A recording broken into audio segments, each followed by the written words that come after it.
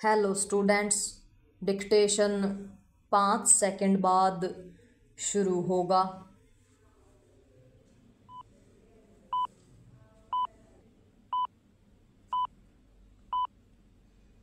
Start.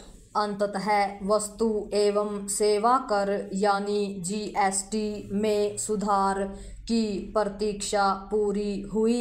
यह एक बड़ा सुधार है और चूंकि इसका लाभ आम लोगों के साथ कारोबार जगत को भी मिलेगा, इसलिए यह स्वाभाविक है कि इससे अर्थव्यवस्था को भी बल मिलेगा और वह भी ऐसे समय जब उसे अमेरिकी राष्ट्रपति ट्रंप की मनमानी टैरिफ नीति की चुनौतियों से दो चार होना पड़ रहा है। 8 वर्ष बाद जीएसटी को युक्तिसंगत बनाए जाने के फैसले के साथ ही यह देखा जाना चाहिए कि उपभोक्ताओं को इसका वास्तविक लाभ मिले। उन आशंकाओं का निवारण किया जाना चाहिए जिनके तहत यह प्रश्न उठ खड़ा हुआ है कि कुछ उत्पादों और सेवाओं के मूल्य में वास्तव में कमी आएगी या नहीं। इन आशंकाओं का निवारण करके ही 22 सितंबर से लागू होने वाले जीएसटी सुधार को देश को दिवाली के उपहार की संज्ञा दी जा सकेगी। यह भी सुनिश्चित किया जाना चाहिए कि इस सुधार के साथ जीएसटी के क्रियान्वयन की जटिलताएं सचमुच खत्म हों और छोटे कारोबारियों को बेवजह की कागजी कार्यवाही पूरी न करनी पड़े। पैरा जीएसटी में बड़े सुधार को लेकर भाजपा और कांग्रेस के बीच जो आरोप प्रत्यारोप शुरू हो गया है वह इसलिए औचित्यहीन और व्यर्थ है क्योंकि जीएसटी परिषद ने आम सहमति से यह फैसला लिया कि अब इस टैक्स की दो ही श्रेणियां 5 और 18% होंगी।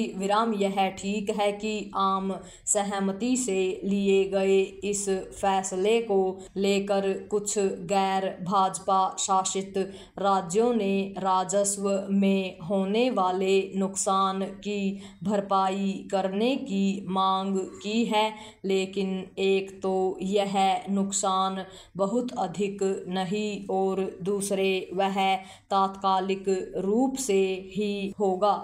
जीएसटी की 2 श्रेणियां किया जाना समय की मांग थी। ऐसा करने से केवल रोजमर्रा की तमाम वस्तुएं सस्ती ही नहीं होंगी बल्कि उनकी खपत भी बढ़ेगी। इसके नतीजे में अर्थव्यवस्था का पहिया और तेजी से घूमेगा।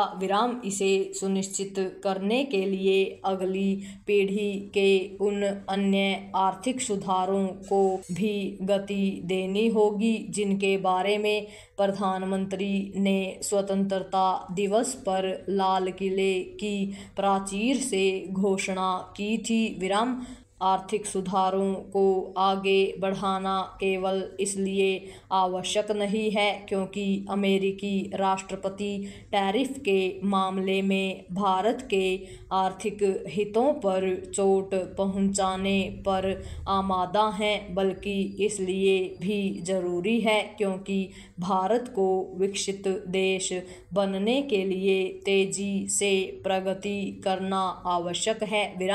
इसके लिए केवल सभी अपेक्षित सुधार ही नहीं किए जाएं बल्कि उन पर अमल की ठोस व्यवस्था भी की जानी चाहिए।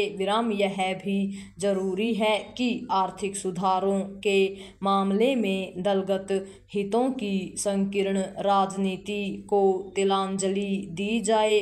यह अपेक्षा सबसे अधिक कांग्रेस से है क्योंकि उसने हर मामले में सस्ती राजनीति करना अपना एजेंडा बना लिया है। पूर्ण विराम।